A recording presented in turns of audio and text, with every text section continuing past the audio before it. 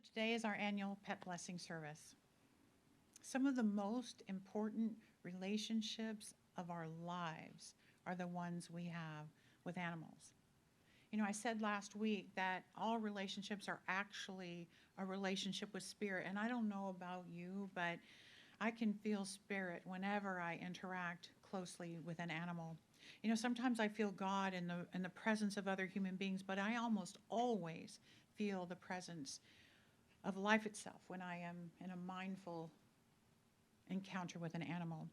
I want to share a Native American Cree legend about the importance of respecting the animals. It's called Grandmother's Creation Story by Muskeki Esquew, otherwise known as Sharon John.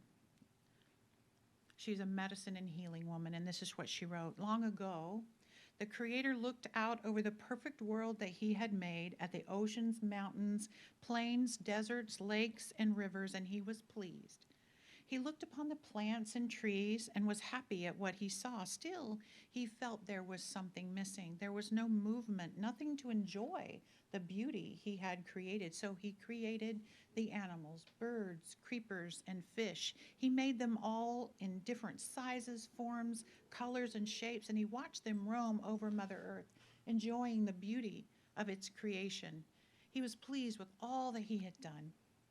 Life continued on Mother Earth in perfect balance and harmony. Many moons passed, and one day the animals, birds, creepers, and fish called out to their Creator and said, "We thank you for all that you have given us, for all the beauty that surrounds us. However, everything is so plentiful that we have nothing to do but wander here and there with no purpose to our lives." And the Creator gave great thought to this, to their request. And after a while, He showed Himself again to His creations. He told them He would give them a weaker creature to take care of, to look after, and teach. And this creature would not be so perfect as other creations. It would not come upon Mother Earth to be so perfect as the creations, because it would be weak and small and know nothing. So the Creator made man and woman, and all His other creations were happy. Now they truly had a purpose in life: to care for these helpless humans, to teach them how to find food and shelter, and to show them the healing herbs. The humans, under the care of all, multiplied and grew to be many. Still, the animals, birds, creepers, and fish took care of them. As the humans became stronger, they demanded more and more from their brothers, and finally there came a day when a human demanded more food than he needed, and the animal would not grant him his request. The man, in great anger, picked up a rock and killed the animal, and from the dead animal, the man discovered that he could use the meat to feed himself and the skin to cover his body. The bones, claws, and teeth would be his trophies to show the other human beings that now he was as smart as the animals. And when he showed these things to other human beings in their greed to have all that he had, they too started killing their animal brothers around them. And the Creator watched them all: humans, animals, birds, creepers, and fish. And finally, He called the remaining animals, birds, creepers, and fish to Him. And the Creator told them He had decided to take them all to His spirit home and leave the humans to rule over Mother Earth for a period of time until they recognized the error of their ways. The animals knew the humans could not survive without them, and they begged the Creator to take pity on their human brothers and sisters. And so, because the animals showed compassion and pity for the weaker ones and less wise than themselves, the Creator listened to their pleas. "Because you are good and have followed my ways, I will grant you your prayer. To protect you, I will no longer allow you to speak with humans or guide and protect them. I will make you afraid of them so that you will no longer approach them. I will create a spirit animal to represent each of you, and to this spirit animal I will grant one gift that he may use. If a human lives in a good and kind way and follows my path, they may ask me for one of my spirit animals to guide and keep them on my path. This spirit animal will only come to humans who have a good heart." And so today, we seek our spirit keepers to learn how to be as kind and wise as our animal brothers. And in seeking them, we wish to learn how to please the Creator as the animals did before us. So we are blessed by some of those spirit animals in the room today. So think for a moment about the blessing your animals have been in your life. You know, perhaps you grew up with pets or with farm animals, or maybe you've just enjoyed animals in nature from time to time from afar. But some of us have really intense relationships with a few special animals throughout our lives. And there are some people with whom animals occupy the most intimate space in their hearts. Think about that for a second. You know, one of my most favorite animal encounters actually happened, other than with my pets, it happened at a zoo one time. And one of the gorillas at the zoo happened to be sitting very close to the glass that separated the zoo visitors from the animals. And I knelt down to kind of be at eye level with this gorilla, and so we could kind of look into each other's eyes. And I noticed on the ground next to me there was a little piece of straw, like would be in an animal's cage or whatever. And so I picked up the little piece of straw, and I saw that there was a little hole beneath the glass, and I pushed the straw through the glass to the gorilla. And he kind of looked at me like, really? And he picked that straw up and he smelled it and he looked at me, and then he, to my delight, he put it back down and pushed it back out to me. And I picked it up and looked at him, and then I pushed it back to him. And we passed that straw back and forth for a while. I just loved that encounter. And I don't know if it had an impact on him or not. I'm sure he's not telling his fellow gorillas about me, a crazy woman who pushed straw at him. But it mattered to me. I felt like we were kind of blessing each other with our presence and attention. And I think that's how blessings really are exchanged with each other, with anything, by our focus and our attention on something. So you may or may not know, if you follow me on Facebook, you definitely know, but I've started volunteering at Southeastern Guide Dogs in their puppy kindergarten on Thursday mornings. And as I enter the puppy academy, I pass by this kitchen where there's a chart of how many puppies we have in there. And last week there were 45 puppies that we were taking care of. And I relish, and they're from 6 weeks old to about 12 weeks old, and then they go to puppy raisers. But I relish this opportunity to have these little ones around me, and they bless me with their puppy breath and their little wiggly selves, and I just love it. And I choose to volunteer with this organization because I know these dogs are going to go on and serve either seeing impaired people or military veterans with PTSD or children with disabilities or whatever. They sometimes work with first responders. But I share my presence and attention with these puppies as my way of kind of blessing them on their way into their lives as helpers. So as you move through your world, I invite you to be both a blessing to and receive a blessing from the animals that cross your path on any given day. Like Derek said at the beginning, think about the birds that fly overhead or greet you in the morning with a song, or think about the squirrels or the other little bunnies and things that scamper across the lawns in the morning really quick, or perhaps they duck out of sight when you approach. But think about the turtles. Okay, I have a thing for little turtles crossing the road, and I'm like totally praying that they make it all the way across. But I just pray for the little turtles, and think about the numerous lizards we see every day. Please do not remind Maisie and Maddie that there are lizards in the world, because they are obsessed. But there are always creatures around that are blessing us with their presence, with their life energy that flows through them. And we all also encounter other people's dogs and pets and lizards and snakes and whatever they keep as pets, right? They're beloved to us. So today is dedicated to looking at the very special ways that animals bless our lives. And not only are we going to bless the animals that are gracing our lives with their presence, but we're also going to examine the blessing that animals bring to us as human beings. It is in our intention this morning to gather in honor of all creatures, great and small, those present today and those who've transitioned to another plane. For both of them are the essence and the presence of the divine in our minds, in our hearts, in our homes, in our lives. So why do an animal blessing? I, like most pet owners, believe that animals have a soul. You know, the late James Herriot said it this way: if having a soul means to be able to feel love and loyalty and gratitude, then animals are better off than a lot of human beings, right? There's a soulfulness of them. And many metaphysicians believe that animals come into our lives for a mutual evolving. In other words, your animal is serving your consciousness spiritually, and you are also serving them as well. Teaching is kind of mutual on the spiritual realm in every relationship we have. So let's look at the one with animals. What is your animal teaching you? Perhaps your animal teaches you to be fully present in this given moment. Perhaps it teaches you to give joy and to find joy in every little thing and delight in it, to forgive instantly and completely any human misstep, to dig until you find what you want, to not take yourself too seriously, to be wise enough to know that when there is water, get wet. And then when there is space, either run enthusiastically or stretch luxuriously. To let people touch you and feed you and bless you. To eat good food and find the best toys to play with.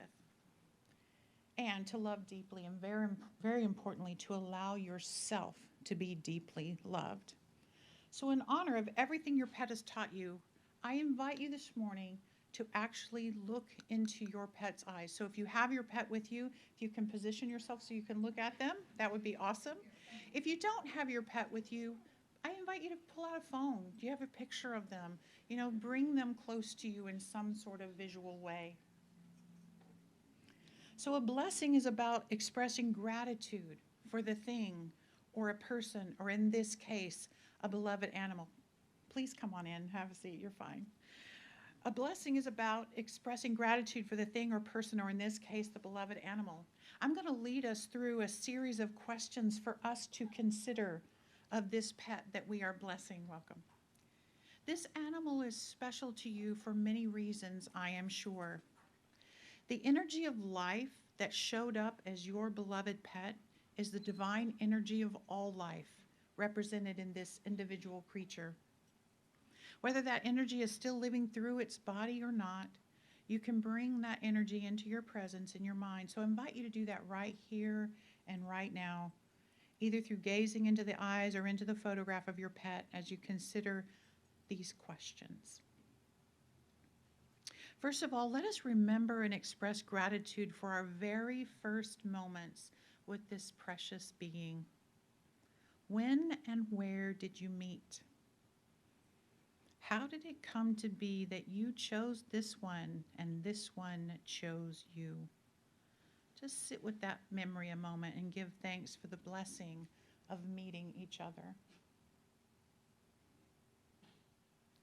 Now let us bring to mind something amusing or funny about this animal relationship. Does it make you smile to remember a funny moment the two of you have shared? Maybe you've surprised each other in some humorous way, or perhaps there's a behavior that is sure to make you laugh. And just sit with those moments and give thanks for the joy and laughter that has been a gift in this relationship. Now let us bring to mind a time when you have really needed the companionship of this beloved pet and you had your need met. Perhaps there have been conversations you've practiced first with this one. Perhaps after a hard day, the comfort you needed was found in these eyes or by holding this one close. Just sit with those beautiful thoughts and give thanks for the connection you have felt along the way with this animal. Now let's bring to mind the other ways that having this animal in your life has improved your world. Perhaps you've gotten more exercise in relationship with this pet, or perhaps you've met people through being in the presence of this animal. Maybe the animal has cleaned up some of your messes or given you some messes to clean up yourself. There are many ways that having a pet makes life a little sweeter. Let's give thanks for all the random gifts that have been given by this pet. And now consider for a moment the many things your animal would like to thank you for. Let their eyes speak to you and listen.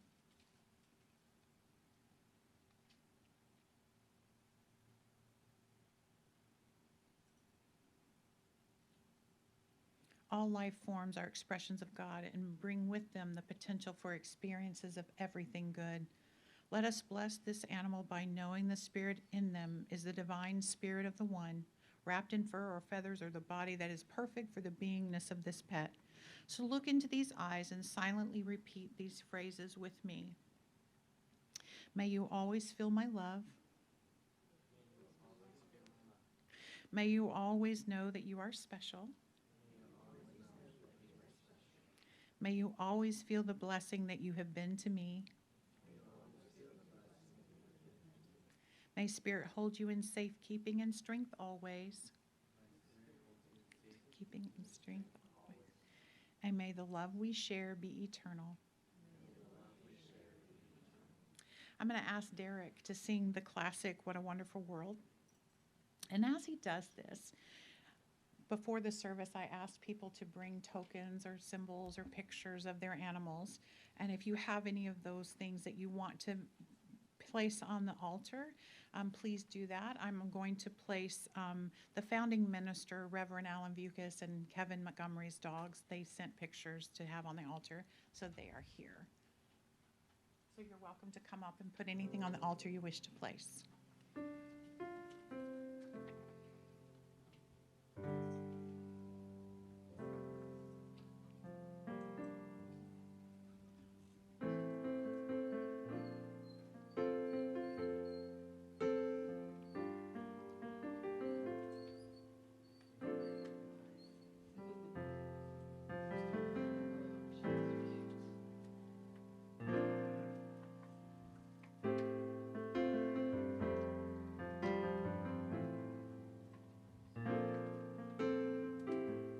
You don't have to leave your phone. Don't leave your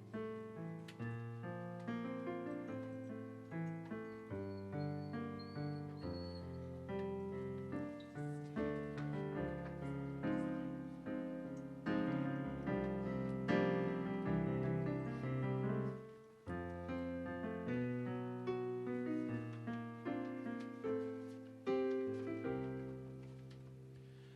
I see trees of green, red roses too. I see them bloom for me and you, and I think to myself, what a wonderful world.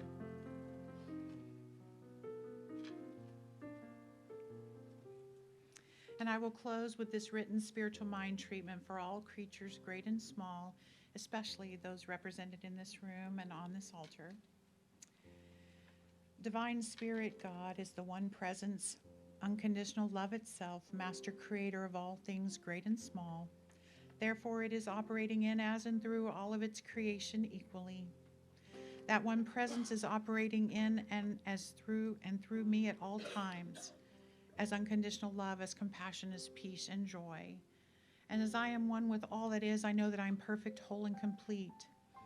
That one presence is also operating in, as and through these beloved animals as perfect representations of the entire animal kingdom.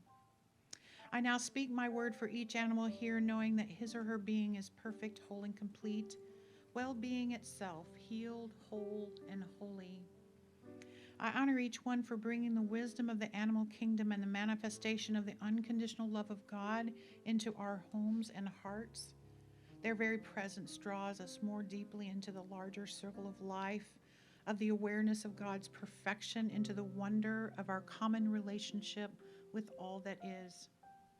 As God guides each human companion in the loving care of these animals, I know it teaches them to be a good companion and responsible steward to all sentient beings on earth. I now accept that responsibility, as does each one here. We accept all that is required of us to honor this divine expression of life with unconditional love, compassion, and joy.